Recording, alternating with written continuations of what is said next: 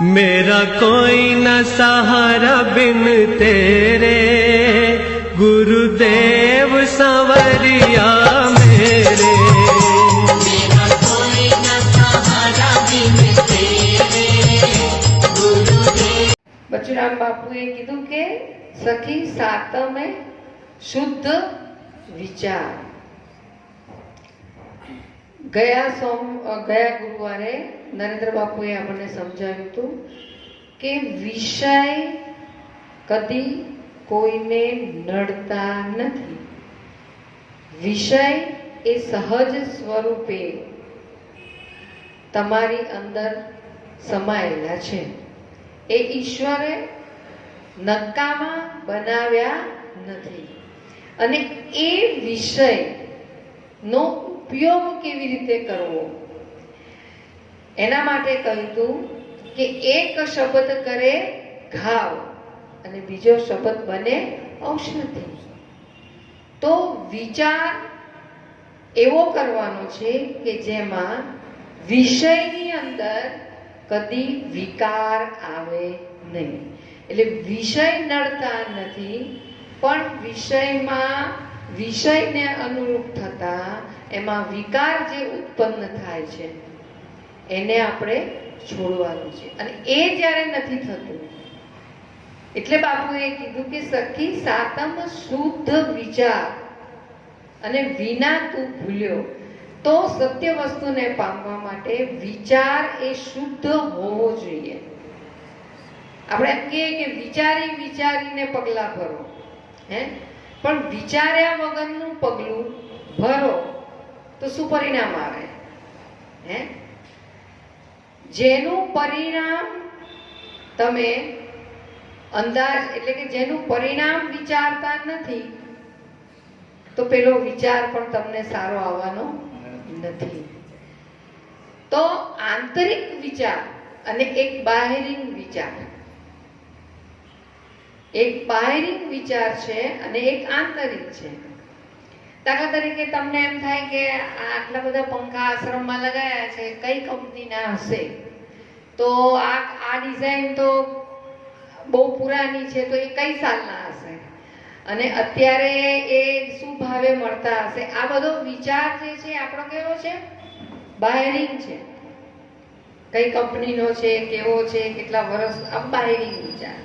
હવે એ જ વિચારને તમારે આંતરિક લેવો હોય તો આ આંખો એને જોઈ રહી છે, આંખો એને જોઈ રહી છે, કાન જોઈ શકતા નથી. આખા શરીરમાં એક ચક્ષુ એવા છે કે એને જોઈ શકે છે. હવે એની પાછળ આંખ દ્વારા જે જોઈએ છે એની પાછળ કઈ શક્તિ કામ કરી રહી છે કે જેથી કરીને જોઈ રહી છે? તો ઘણીવાર આપણે દૂધ પાસે ઊભા હોઈએ તો દૂધ ઉભરાતું હોય તો આંખ તો ખુલ્લી હોય છે, છતાંય ઉભરાય છે. કોઈ ઠોહો મારે કે આજે જોતો ખરી, તો એની પાછળ કોણ છે? તો આપણને એમ થાય કે મન, ધ્યાન નથી તારું આમાં. શું કહીએ કે તારું આમાં ધ્યાન નથી એટલે કામમાં સકરવાર આવતો નથી, એવું આપણે કહીએ છીએ. ત્યારે મન જે છે એ આ ઇન્દ્રિયોની પાછળ કાર્ય કરાઈ રહ્યું છે. અને એ જે મન છે એને તમે જેવો વિષય પકડાવો ને એ તરફ એ વિચાર કરવા લાગે. એવી રીતે એક નદી કિનારે એક માણસ વિહાર કરવા આવ્યો. વિહાર કરતો તો એવામાં એક ભરવાડ ભેંસોનું ટોળું લઈને આવ્યું.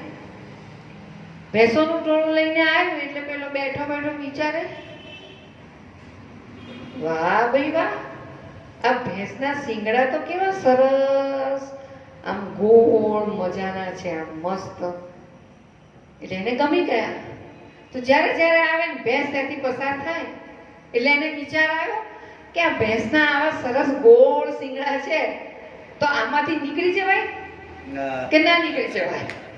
એને કાયમ એવો વિચાર આવે કે આ ભેંસનું શિંગડું સરસ છે, ભેંસ જાડી પાડી છે, એના શિંગડા ફાઇન છે અને એટલા સરસ આમ ગોળ છે, તો આપણે કદાચ એમાંથી આમ નીકળી જવું હોય તો નીકળી જવાય. બસ એવો જ કાયમ વિચાર કરે. અને એક દાડો તો એને નક્કી કરી નાખ્યું કે આજે તો ટ્રાય કરી લઉં. અને ટ્રાય કરવા ગયો અને જે કૂદકો મારીને અંદર ઘૂસવા ગયો અને ભેંસે જે પંગોળ્યો અને પાડ્યો. હવે એના તો હાડકા ભાંગી ગયા. એટલે બીજા 4-5 એના ભાઈબંધો હતા, એને કીધું કે અલા આ શું થયું, કંઈક તો વિચાર કરવો હતો કે તું આ ભેંસના શિંગડામાં ભરાવા ગયો. અલા ભાઈ 6 મહિનાથી વિચાર કરતો કે જવાય કે ના જવાય, જવાય કે ના જવાય, અને પછી પીડા કોને ભોગવવી પડે. એટલે બાપુ કહે છે કે સખી સાતમે શુદ્ધ વિચાર, આ વિના તું ભૂલ્યો રે. હે એટલે સદગુરુએ વિચાર તમને શુદ્ધ વિચાર કરવાનો કીધો છે. અને એવો માથે ઉપાડી ભાર દુઃખમાં ડૂલ્યો રે. મનમાં પછી ઘણો અકળાય. હવે આ ભેંસે તો એને ફંગોળીને નાખ્યો, પણ ઘણો અકળાય, પણ તેથી શું થાય? પણ સદગુરુનું સાચું જ્ઞાન હોય તો આ અજ્ઞાનને આપણે આથડવાનું રહે નહીં. જ્યાં સુધી સાચી સમજણ નથી મળતી ત્યાં સુધી તો કાયમ અથડાવાનું ને અથડાવાનું. હરે ખૂબ સુંદર વાત કરી વર્ષાભાઈએ કે એ ભાઈએ ભેંસના શિંગડામાંથી નીકળવાનો વિચાર કર્યો. એમ આપણે પણ અનેક વિચાર કરતા જોઈએ છીએ. એવા તો અનેક વિચારો આપણા સતત ચાલુ જ હોય છે. હવે આપણા શાસ્ત્ર એવું કહે છે કે તમે સારું વિચારો તો તમે સારું કર્મ કરો, ખરાબ વિચારો તો ખરાબ કર્મ કરો. જો સારું વિચારો ને સારું કર્મ કરો તો એનું તમને પુણ્ય ફળ મળે. શું મળે? સારું કર્મ કરો તો પુણ્ય ફળ મળે, ખરાબ કર્મ કરો તો પાપ કર્મ થાય તો એનું ફળ એવું મળે. જો સારો વિચાર કરો, સારું કામ કરો તો પુણ્ય ફળ મળે, ખરાબ વિચાર કરો, ખરાબ કામ કરો તો પાપ કર્મ મળે. તો પાપ કર્મ પણ ભોગવવા પડે અને પુણ્ય કર્મ પણ ભોગવવા પડે. પુણ્ય કર્મનું ફળ એ તમને સોનાની સાંકળે બાંધવા જેવું છે. પાપ કર્મનું ફળ તમને લોખંડની બેડીએ બાંધવા જેવું છે. પણ છે તો બંને બેડી. બંને કેવી છે? બેડી. તો અહીંયા બચરામ બાપુ આપણને સારું વિચાર કરો કે ખોટું વિચાર કરો એવું નથી કહેતા. શું કહે છે? શુદ્ધ વિચાર. શુદ્ધ વિચાર. કેવો વિચાર કરવાનો છે? શુદ્ધ વિચાર. તો શુદ્ધમાં શુદ્ધ વસ્તુ શું છે? અરે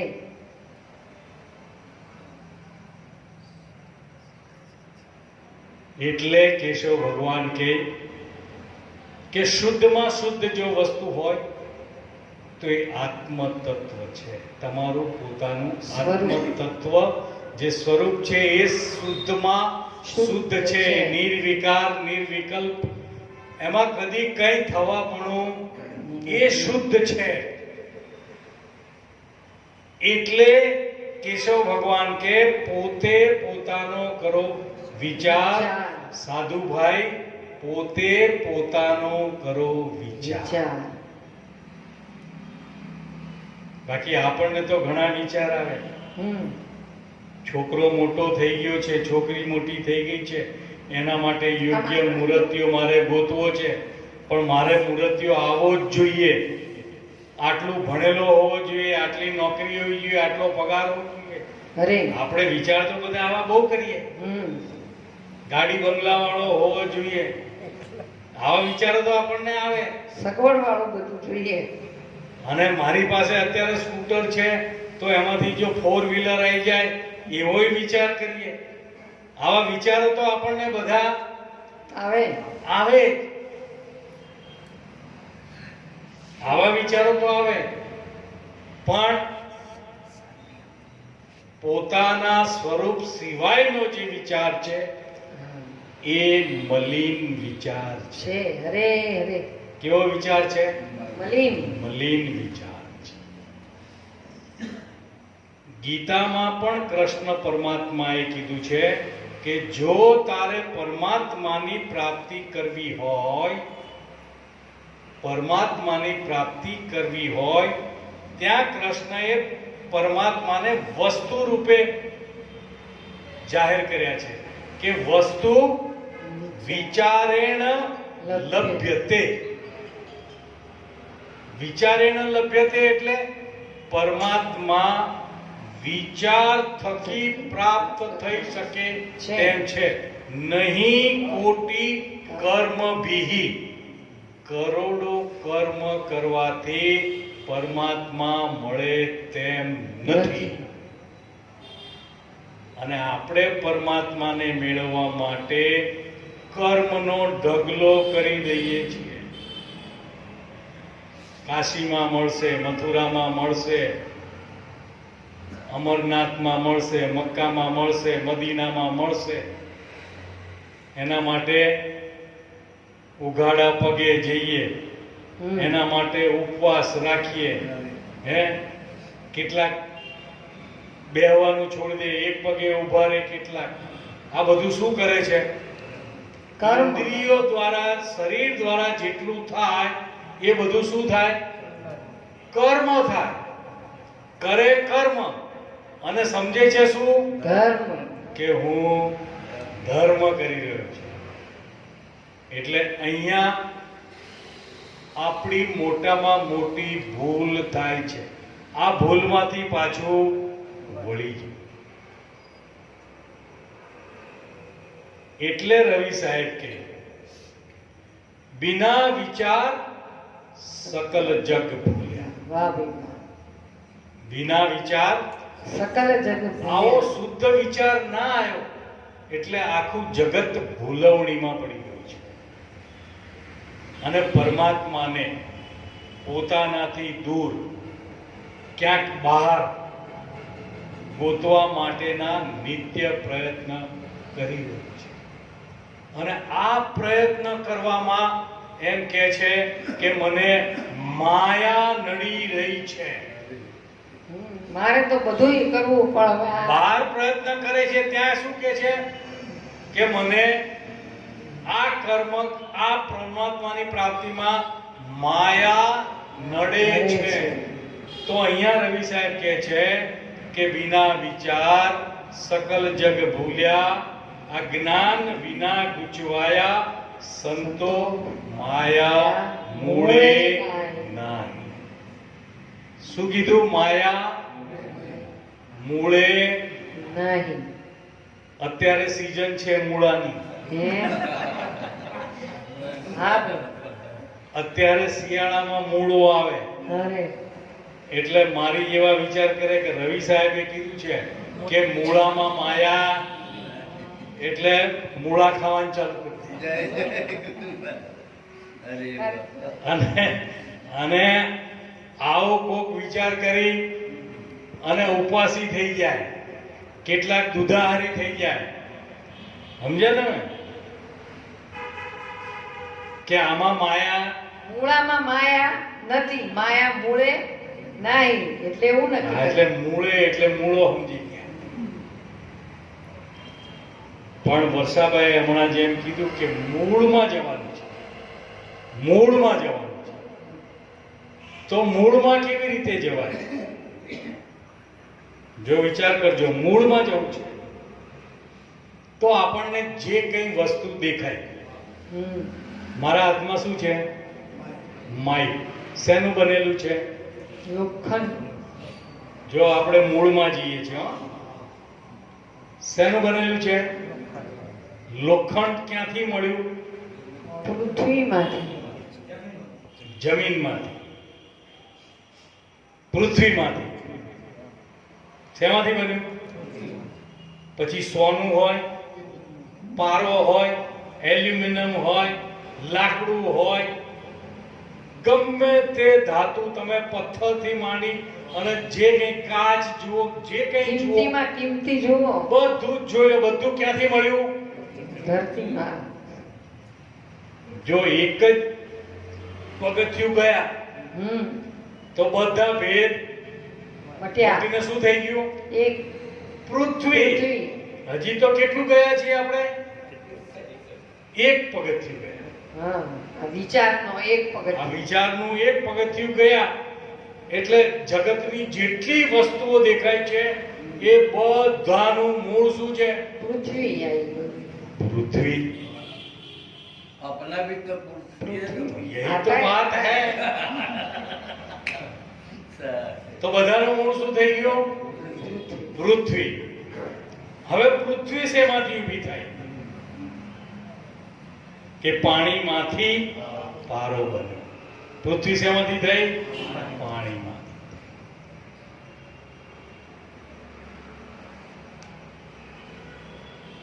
પાણી શેમાંથી થયું? વાયુમાંથી. પાણીનું ઇંગ્લિશમાં સ્વરૂપ શું કહો છો? H2O. Hydrogen, oxygen. આ શું થયું? પૃથ્વી શેમાંથી થઈ? પાણીમાંથી. પાણી શેમાંથી થયું? વાયુ શેમાંથી ઊભો થયો? અગ્નિમાંથી. અગ્નિ શેમાંથી ઊભું થયું? આકાશમાંથી. હવે વિચાર કરજો કે પૃથ્વી હતી ત્યાં સુધી આકાર દેખાતો હતો. વાયુ પવનથી ઠંડી ગરમીનો અનુભવ થઈ શકતો હતો. અગ્નિનો આકાર દેખાઈ શકતો હતો. ડઝર. વાયુ, આકાશ, આકાશનો આકાર અને બધું શેમાં આવી ગયું છે? આકાશમાં આવી ગયું બધું. હવે ખાલી આટલે સુધી પહોંચ્યા. ત્યાં તો હવે સમાપ્ત. આકાશમાં કઈ માયા તમને નડે છે? હા, લો એ વાત કરો. આકાશમાં નડતર શું? છોટમ સાહેબે કીધું કે ભૂમિ ઉપર તો ભૂચર ચાલે, એમાં વિઘ્ન અનંત. અનંત જોને. બ્રહ્મ પંથ તો છે ખેચરનો. ખેચર એટલે આકાશી, અવકાશી. ચાલી શકે કોઈ સંત વિહંગ માર્ગ. એમાં ટ્રાફિક જામ થયું એવું કહેવાય. હા, આ પક્ષીઓને કઈ ઉડતા હોય તો કઈ નડે? હે? નહીં, એને કઈ નડતર નહીં. એને બમ્પ કે એવું કઈ ન આવે. ટ્રાફિક જામ થઈ જાય, નહીં. સિગ્નલ આવે. જો કેવો વિચાર કર્યો? મૂળમાં જો. એટલે આને પણ આપણને રસ્તો બતાવ્યો કે આ રેણ સમાણી એક ભાણમાં. ભાણ સમાણો આકાશ. આકાશ સમાણું એક વચન. અને આ વચન કોઈ આવા વિરલાની. પાસ. જો આકાશમાં માયા નથી તો વચનમાં માયા ના હોય. વાહ. અને વચનમાં માયા નથી તો વિરલામાં માયા ક્યાંથી આવે? અને નડે ક્યાંથી? એને નડે શું?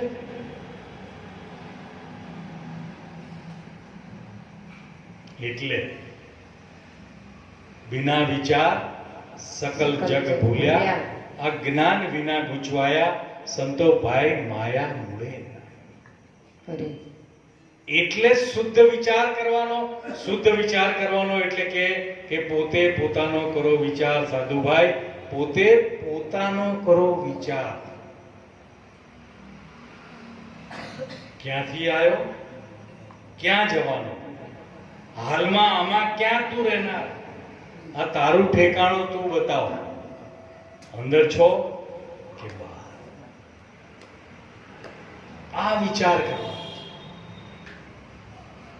અને વિચાર કરવાથી શું થાય? અને શેનો વિચાર કરવાનો? પ્રીતમ સાહેબે કીધું કે સદગુરુના શબ્દ વિચારતા ટળે મોહ માયા નો વિકાર હરિનો રસ બીજ. વિચારથી શું થાય? મોહ માયા અને વિકાર ટળી જાય, એનો વિકાર ટળી જાય. અરે બાપ. એટલે કેશવ ભગવાનને કીધું કે તમે તો રાગી છો, તમે તો ભોગી છો. કે હા ભાઈ, મને ગુરુ વચનમાં રાગ છે, હું રાગી છું. અરે પણ મારો રાગ ક્યાં છે? ગુરુના વચનમાં છે. મને જગતની વસ્તુઓમાં રાગ નથી. હા, હું રાગી છું, પણ મારો રાગ ક્યાં છે? હા, ગુરુના વચનમાં છે. હું ભોગી છું, પણ વિષયનો ભોગી નહીં, હું ભજનનો ભોગી છું. વાહ વાહ. હા, ભજનનો ભોગ મને ખૂબ વાલો લાગે છે. આપણને કોક કહે તો કે તું સમજે છે, હું સત્સંગમાં જઉં છું, બધું મને ખબર પડે છે, હું કઈ આમાં કઈ જાવ એવો નથી. પણ જો કેશવ ભગવાનને કીધું કે હું યોગી છું ને તું ભોગી છે, કે હા હું ભોગી છું, પણ ભજનનો ભોગી છું. અરે અરે. જો શબ્દને શુદ્ધ વિચારથી જ્યારે લઈએ ત્યારે એ સામે વાળાને પણ જ્યારે એમ કહે ને કે હા હું ભોગી છું, એટલે પહેલા તો થઈ જાય કે હા તું આવો જ છે. પણ જ્યારે કીધું કે હું તો ભજનનો ભોગી છું,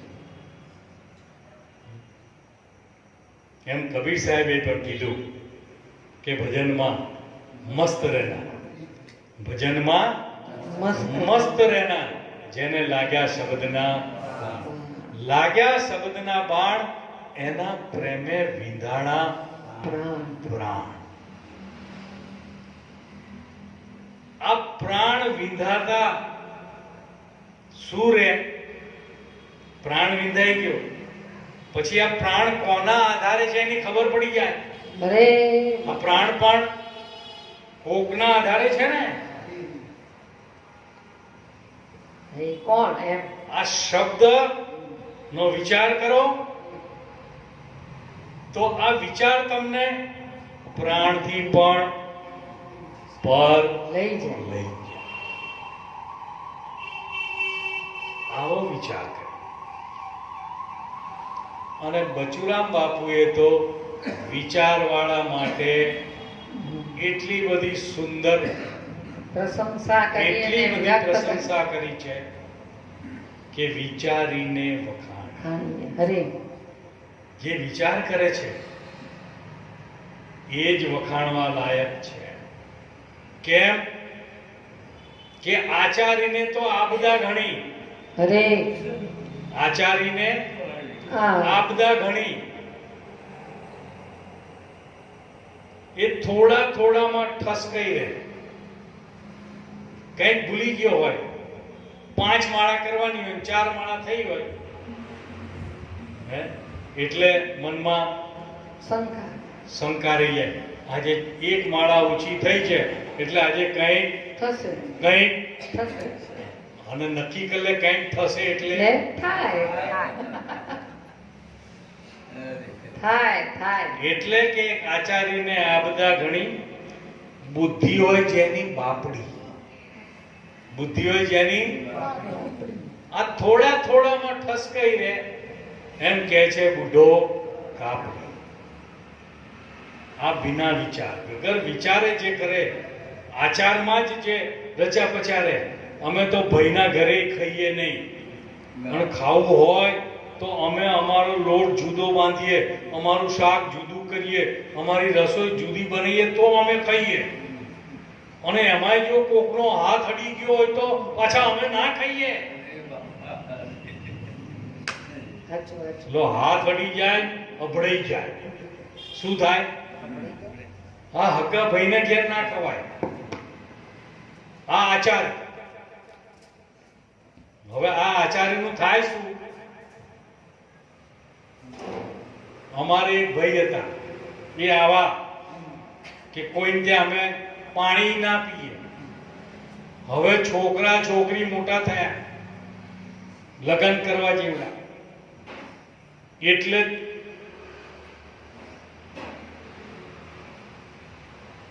છોકરી જોવા ગયા, છોકરીના ઘરે ગયા, એટલે છોકરી પાણી ને ચા લઈને આવી. અમે તો તમારું ના ખાઈએ, અમે તમારું બનાવેલું. ભલે તું અમારું બનાવેલું ના ખાય તો તારે અહીંયા આવવાની જરૂર શું છે? વિચાર કરજો શું થાય.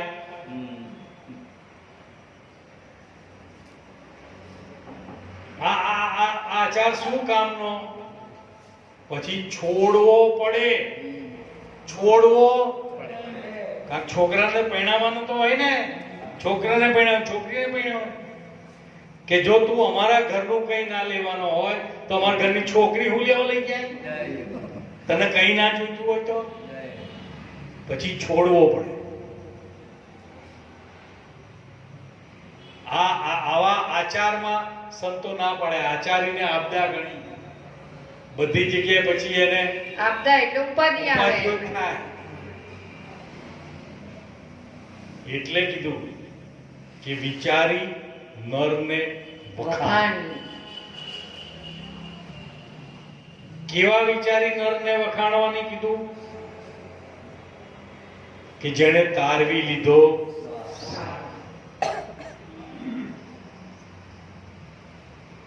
ગમે ત્યાં સત્સંગમાં જઈએ, આખી રાત સત્સંગમાં બેઠા હોઈએ તો આખી રાતમાં જે સત્સંગ થયો હોય એ બધોય 100% આપણે યાદ રાખવાની જરૂર.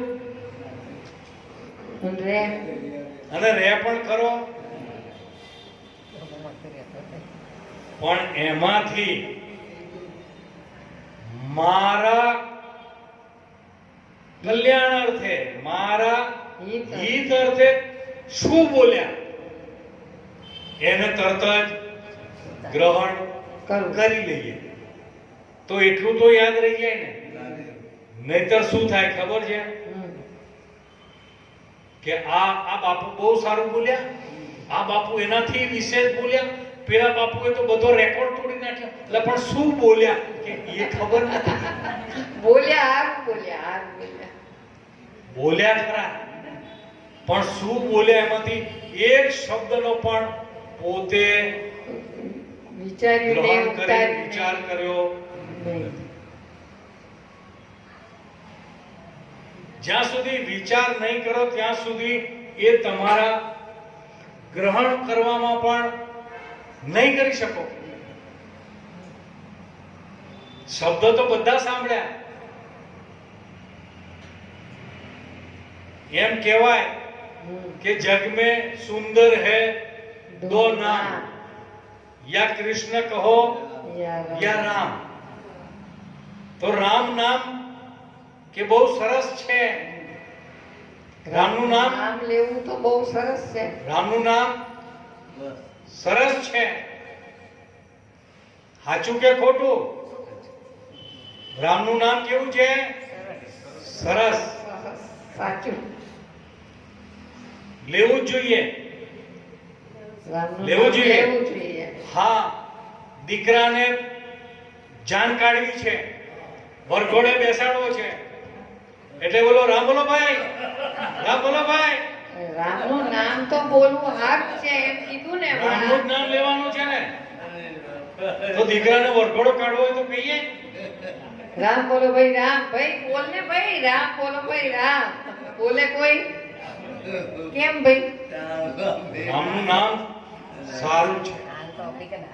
અરે પણ વરઘોડો કાઢતા હોય ત્યારે રામનું નામ એનો વિવેક પાછો અલગ હશે ને. એટલે સંતો કે રામને જાણ્યા વિના રામનું નામ લઈએ તો આપણું કામ થાય નહીં. રામને જાણ્યા વિના રામ રામ રામ રામ કરીએ તો જો રામ રામ કીધેથી જો મુક્તિ મળી જાય તો ખાંડ ખાંડ ખાંડ ખાંડ ખાંડ ખાંડ બોલવાથી મોઢું ગળું થઈ જવું જોઈએ. જોઈએ. આ વિચારા વગરનું બોલાઈ રહ્યું છે. અરે વિચાર વગરનું વંદ્યા જ્ઞાન. એટલે વિચાર વગરનું નામ લીધે રાખીએ તો શું થાય? અરે રે. સારું. તરસ छिपाવી હોય તો શું જોઈએ? પાણી વગર તરસ छिपाય? સારું. પાણી પાણી પાણી પાણી પાણી પાણી રટણ કરો. અડધો કલાક બોલો, તરસ छिपाઈ જાય? મોઢું સુકાઈ જાય હો, પણ બોલ બોલ કરીને. પાણી પાણી બોલવાથી તરસ छिपाય નહીં. નહીં. એ તો પાણીને જાણવું પડે, ગ્લાસમાં આણવું પડે અને પછી પીવું પડે. એમ રામને જાણવા પડે, રામનું નામે જાણવું પડે, અરે એનોય વિચાર કરવો પડે. એટલે કબીર સાહેબે કીધું કે રામ નામ તો તબ જાનો જબ આત્મ તત્વ જાન. અને આત્મ તત્વની વિચાર શુદ્ધ વિચાર વગર થઈ શકે નહીં. નહીં. અને શુદ્ધ વિચાર માટે જો કોઈ મોટામાં મોટું સાધન હોય તો સેવા, સમરણ અને સત્સંગ. વિચારોનું શુદ્ધિકરણ માટે આ ત્રણ મુખ્ય પાયા છે. આ ત્રણ ના હોય તો શુદ્ધ વિચાર પણ આવી શકે નહીં. અને વિચાર આવે તો એમાંથી મારે શું પકડવાનું છે એ સારની પણ ખબર પડે. ખાલી આપણી દ્રષ્ટિ શેમાં રહી જાય? ઘાટ નામ ને આકારમાં રહી જાય. વર્ષામાં ઘણી વખત દ્રષ્ટાંત દેતા કે એક વેપારી જથ્થાબંધ વેપાર વિદેશમાં કરે. હવે એના સારા દિવસોમાં એણે 10 તોલાના ગણપતિ બનાવ્યા, સોનાના 10 તોલાના ગણપતિ સોનાના, અને 10 તોલાનો ઉંદર બનાવ્યો. 10 તોલાના ભગવાનનું ગણપતિ વાહન. અને 10 તોલાના ઉંદર. ભગવાનનું વાહન એટલે એ બી આમ સારું લોટકું હોવું જોઈએ. હવે વિદેશથી બધું માલ સામાન ને બધું આવતું હતું. એમાં કોઈ મોટું ડીલ કરેલું વેપારનો, અને વાણ ડૂબી ગયા. એનો એટેક આવ્યો. આ વેપારી મરી ગયો. છોકરાઓ ઘરમાં જેટલું હતું, ખાવા પીવા તો જોઈએ ને, જેટલું હતું ત્યાં સુધી હા, કઈ આવડત હતી નહીં એટલે વેચીને ખાધું. ઘરમાં બધુંય વેચાઈ ગયું. કે હવે તો નજર પડી ઘરના મંદિરમાં. હે ક્યાં છે? હજી તો છે. કે 10 તોલાના ગણપતિ ને 10 તોલાના. એટલે ગયા સોનીની દુકાને કે ભાઈ અમારે ગણપતિ ભગવાનની મૂર્તિ અને આ ઉંદર અમારે વેચવો છે. એટલે સોનીએ ગણપતિની મૂર્તિ મૂકી, એના ત્રાજવામાં કાંટા ઉપર મૂકી કે 10 તોલા 50,000 ના હિસાબે 5 લાખ રૂપિયા આના આવશે. બહુ સરસ. પછી ઉંદેડો મૂક્યો. પહેલા ઉંદરડો મૂક્યો એટલે 10 તોલાના કેટલા કીધા? 5 લાખ રૂપિયા. પછી ગણપતિ મૂક્યા એ કેટલાના થયા? 10 તોલાના. કે આના કે હોતું હશે, આ ભગવાન છે અને આ તો એનું વાહન. કે તારી નજરમાં આ ભગવાન છે અને આ એનું વાહન. વાહન છે. મારી નજરમાં તો ફક્ત અને ફક્ત સોનું છે. મારી નજરમાં શું છે? સોના સિવાય બીજું કઈ નથી. એમ કેશવ ભગવાન કે સોનાના ઘાટ અનેક છે, વિવેકી તમે કરો વિચાર. અરે આ ઘાટ તૂટતા સોનું રહે એ છે સાચો સાર.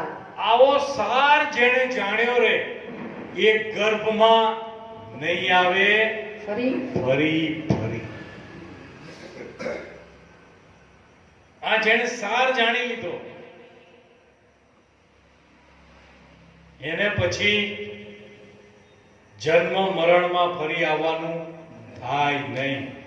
એટલે બચુરામ બાપા કે વિચારીને વખાણીએ જેણે તારવી લીધો સાર. સાર. આ ઓહમ પદથી ઉપજે.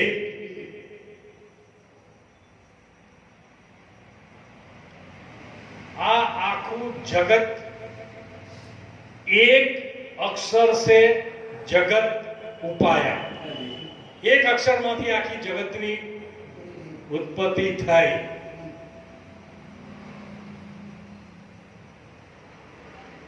એક અક્ષરમાંથી. અને એ ઓમકાર 3 અક્ષરનો છે. અ ઉ અને મ. આમાંથી આ આખી રચના થઈ, જેને આપણે ત્રિગુણાત્મક માયા કહીએ. બ્રહ્મા વિષ્ણુ મહેશ કહીએ. ઉપજાવન ઉપજ કરવા વાળા, સંચાલન કરવા વાળા અને સંહાર કરવા વાળા. આ ત્રણેય શેમાં આવી ગયા? ઉત્પત્તિ, સ્થિતિ અને લય. આ ત્રણેય વસ્તુ આમાંથી થાય છે. શેમાંથી થાય? આ બધું હું શેમાંથી થાય? કબીર સાહેબ કે એક ઓહમ ફટા और नवखंड भया, रास्ता दिया भुलाए. कहे कबीर धर्मदास को, हंसा छूटे तो कौन घर. અને ત્યાં કીધું કે 9 સોહમ કે ઉપરે 10મા સોહમ સાર. કહે કબીર ધર્मदास को, ताका करो विचार. વિચાર. વાહ ભગવાન. क्या लाया? વિચાર. એટલે ઓહમ પદ થી ઉપજે સોહમ પદ છડીદા. ઓહમ પદ વ્યાપક પડેલું જ છે, પણ એ જ્યારે તું તારી સાથે એનું જોડાણ કરે છે. શું કરે છે તું? જોડાણ. હા, તું એની સાથે તારું જોડાણ કરે છે. આ ઓહમને એમાં સમાવી લે છે. શું કરે છે? હા, પછી શું થાય? બંનેનું એકરૂપ થાય. તો સોહમ એ છડીદાર છે. ઘણી વખત આપણે વાત કરી છે કે અત્યારના સમાજમાં છડીદારનો કોઈને અર્થ ખબર હોતી, પણ રાજા રજવાડા જ્યારે થતા અને એ રાજાઓની જ્યારે સભાઓ ભરાતી ત્યારે દરવાજા ઉપર એક છડીદાર રાખવામાં આવતો. એ છડીદાર શું કરે? જે રાજા, મંત્રી, પ્રધાન અંદર પ્રવેશ કરે પ્રવેશ કરે એટલે એની છડી પોકારે, એનું નામ ઓળખાણ જાહેર કરે. શું કરે? હા, એની ઓળખાણ. ફલાણા રાજ્યના ફલાણા રાજાના કુંવર પધારે છે. આ શું કર્યું? છડી પોકારે. છડી પોકારી. છડી પોકારવાથી જેટલા હોય એટલાને બધાને એની ઓળખાણ થઈ જાય. એમ આ સોહમ જે છે એ છડી પોકારે છે, ઓળખાણ કરાવે છે. શું કરાવે છે? હા, આપણે સદગુરુને પ્રશ્ન કર્યો એટલે સદગુરુએ તરત જ જવાબ આપીને એની ઓળખાણ કરાવી. ઓળખાણ એટલે એને શું કીધું? સોહમ પદ છડી.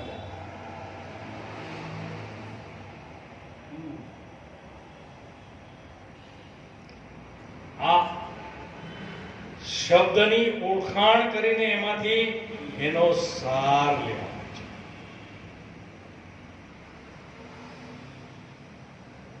આ તારવી લીધો સાર. ઓહમ પદથી ઉપજે સોહમ પદ છડીદાર. સોહમ પદ છડીદાર ઘટો ઘટમાં રહ્યો છે ગાજી. આ સોહમ પદ માટે રવિ સાહેબે કીધું કે સોહમ બ્રહ્મ અગાધ है. सोहम ब्रह्म अगाध है, लीपे छिपे न कोई.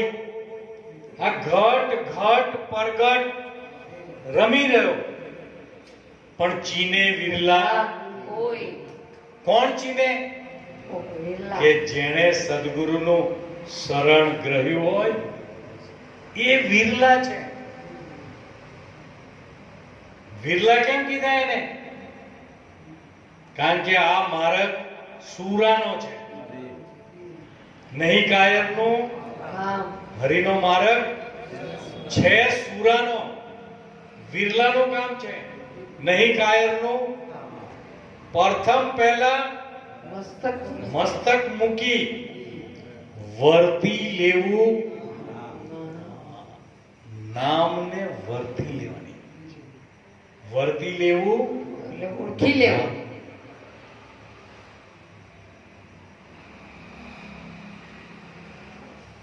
આ માહી પડ્યા તે મહાસુખ માણે અને દેખન હારા ગાજે તીરે ઉભા જુએ તમાશો. એ તો કોડી નવ પામે જ. આ હરિનો માર્ગ છે સુરા. એટલે કીધું કે સોહમ બ્રહ્મ અગાધ હૈ, લીપે छिपे न કોઈ. ઘટ ઘટ પરગટ રમી રહ્યા પણ ચીને વિરલા કોઈ. આ વિરલો એટલે જે પોતાનું તન મન ધન સદગુરુને અર્પણ કરીને બેઠો છે એને વિરલો કીધો છે. બાકી બધા તો ભયમાં જ છે, કારણ કે તનમાંય કંઈક નું કંઈક થવાનું છે, મનમાંય કંઈક ને કંઈક થવાનું છે, અને બુદ્ધિમાંય બગાડ થવાનો. આ તો જેને સદગુરુને સોંપી દીધું છે એને માથે ભાર નથી. આમાંથી બહાર ઉતરી ગયો છે. એને માથે ભાર ના હોય. ઓહમ પદથી ઉપજે સોહમ પદ છડીદાર. સોહમ પદ છડીદાર ઘટો ઘટમાં રહ્યો છે વ્યાપી. બચુ રામ સુખનું ધામ. આ બચુરામે પોતાનો અનુભવ કીધો. અરે બાપા, આ અનુભવ આપણે પોતે કરવાનો રહે. આ અનુભવ કોણે કીધો? બચુરામે પોતાનો અનુભવ કીધો. આ પોતાનું હોય એનો આનંદ કેવો હોય એ તમને કહું. પોતાનું હોય. આ દિવાળી ગઈ તો બધા ફટાકડા લાવે બરાબર. હવે સોસાયટીમાં કોક વધારે ધનવાન હોય એટલે જાત જાતના ફટાકડા લાવે. જાત જાતના ફટાકડા લાવે ને. હવે ને હવે ફટાકડા એવી વસ્તુ છે કે ઘરના રસોડામાં ફોડાય, ડ્રોઈંગ રૂમમાં ફોડાય, બારણા બંધ કરી- બેડરૂમમાં ફોડાય, બારણા બંધ કરીને ફોડાય. છાના માના તો ફોડાય નહીં. એ તો ચોકમાં લાવીને જ ફોડવા પડે. સાચી વાત. હા સાચું સાચું. હવે પેલી મોટી કોઠી લાયા હોય અને ચોકમાં લાઈને સળગાવે તો એમાંથી જેટલો પ્રકાશ નીકળે ને અંદરથી જે તારા ને રંગ ને જે કંઈ નીકળતું હોય એ જે લાયો હોય એને જેટલું દેખાય એટલું જ આજુબાજુ વાળાને દેખાય કે આજુબાજુ વાળાને ઓછું દેખાય? દેખાય કેવું? એક સરખું જેટલા ઊભા હોય એટલા બધાને સરખું દેખાય. સરખું દેખાય. પછી મિર્ચી બોમ્બ ફોડે તો એનો અવાજ જે લાયો હોય એને સંભળાય એટલો જ બીજા બધાને સંભળાય કે બીજાને ઓછો સંભળાય? ભાઈ એવો જ.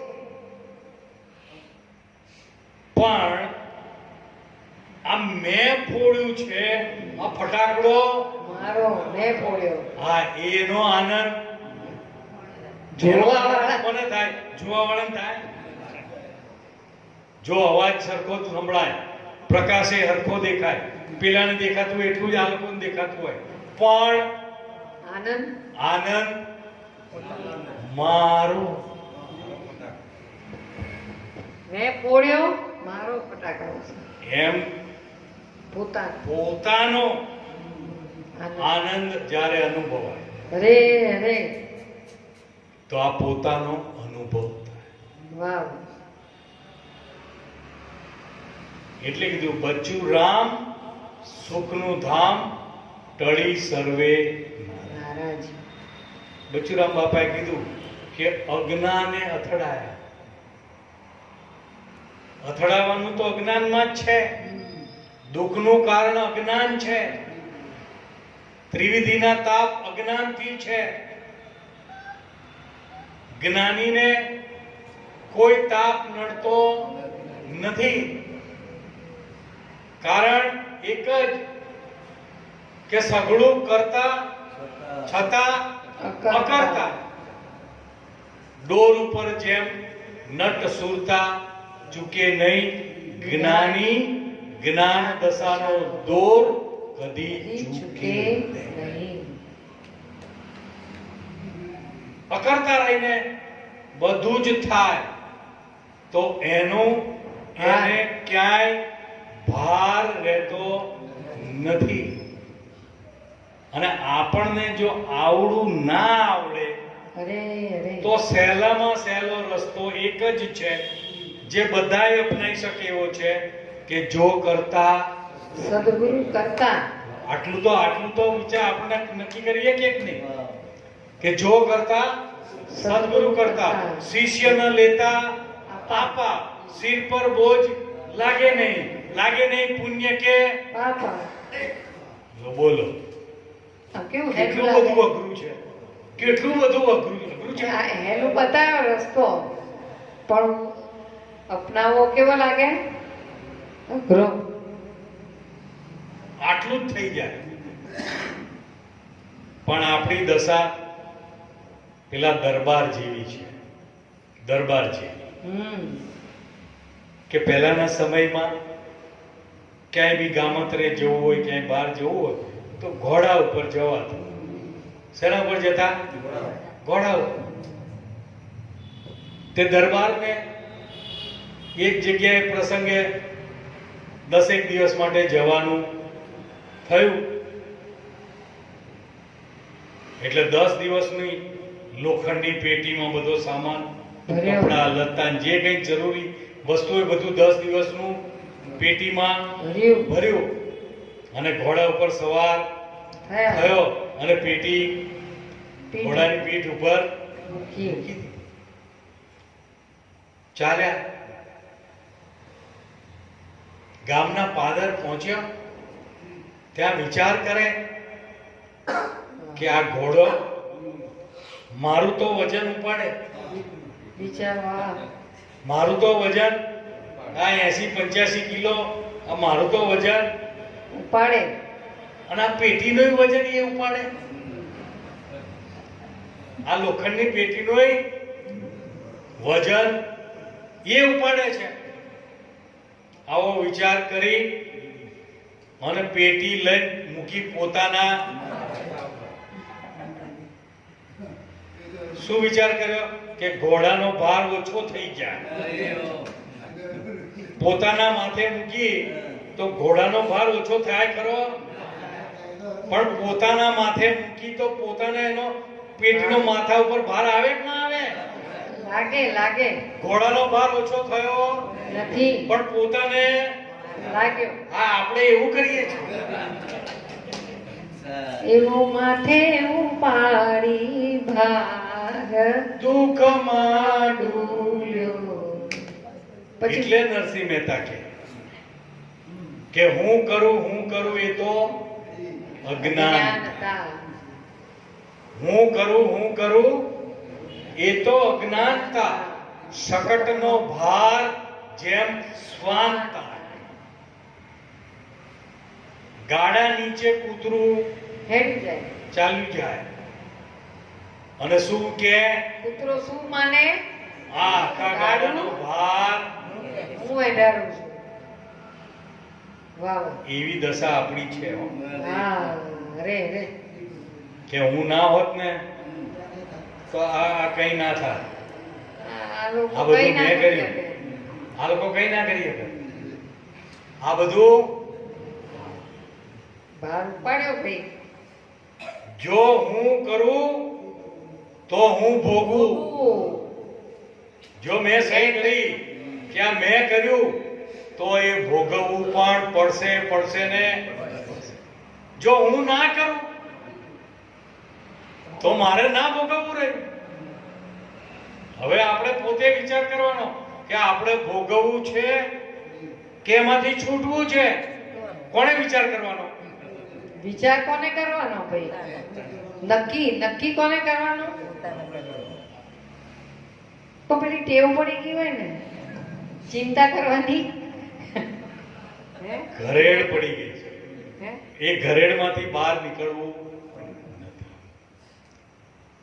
એટલે બહુ સુંદર વાત કરી કે અજ્ઞાન થકી આ દુઃખમાં ડુંગર જાય છે.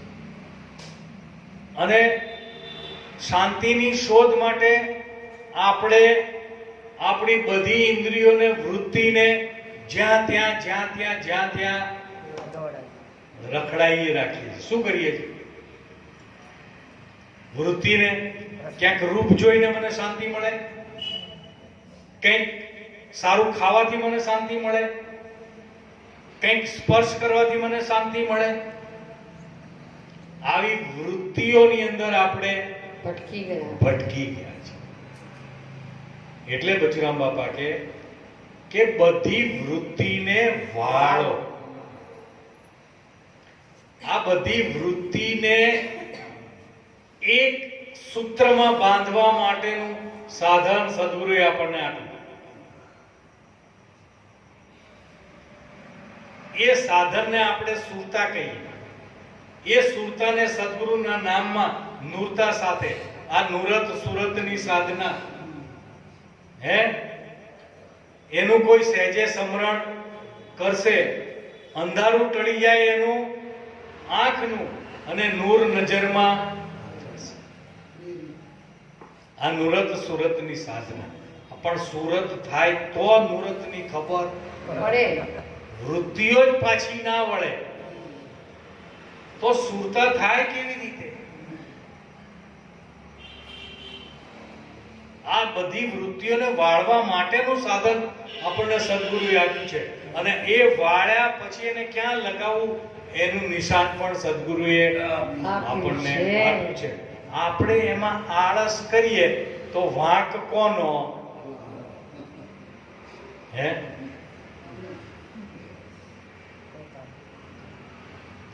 ગુરુ મળ્યા પણ વિમળ નહીં થઈ વાણી. અરે અરે. ગુરુ મળ્યા પણ ગુરુના શબ્દ ઉપર વિચાર કર્યો નહીં, વાણી વિમળ થઈ નહીં. બચુરામ બાપા કે સદગુરુના વચન વિચારે તો મન કર્મ વાણીમાં નિત્ય વર્તાય. સદગુરુના વચન વિચારે વિવેકથી તો મન વાણી કર્મમાં નિત્ય વર્તાય. કોઈને કહેવું પડે નહીં કે હું અહીંયા જાઉં છું ત્યાં તું આ, એવું કહેવું પડે. આ પોતાના વાણી વર્તનથી સામેવાળાને ખબર પડી જાય કે તમે ક્યાં જાઓ છો, કે મને લઈ જાઓ. આપણી વાણી અને વર્તનથી, બાકી તમે શું સાંભળીને આયા એ લોકોને ખબર પડે,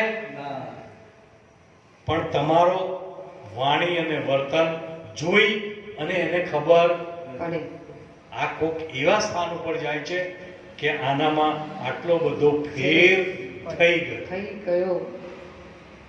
અને જો ફેર નથી થયો તો હજી આપણી કઈ કચાશ છે, અને એ કચાશને દૂર કરવા માટેનો આપણે આ પ્રયત્ન કરી જ રહ્યા છીએ. અમારામાં પણ કચાશ હોય તો આ સત્સંગથી એ કચાશ પણ દૂર. આ તમને સંભળાવવા માટે કરીએ છીએ એવું નથી.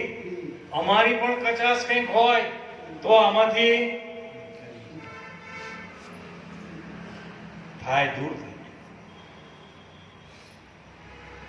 એટલે શુદ્ધ વિચાર, આત્મ તત્વના વિચાર સિવાયનો બધા વિચાર અશુદ્ધ છે. આ બધા બહારની પદાર્થોમાંથી વિચારને પાછા ખેંચી, બાહ્યિક વિચારમાંથી ખેંચી પોતાનો આંતરિક ઉતરાણ કરવા માટેનો વિચાર કરજો. એ વિચાર આપણા હિતનો છે, આપણા કલ્યાણનો છે, આપણા આનંદનો છે, આપણી શાંતિનો છે, આપણા સંતોષનો છે. જેણે જેણે આવો વિચાર કર્યો એને એનો અનુભવ થાય અને થાય. બોલો સદગુરુદેવની જય.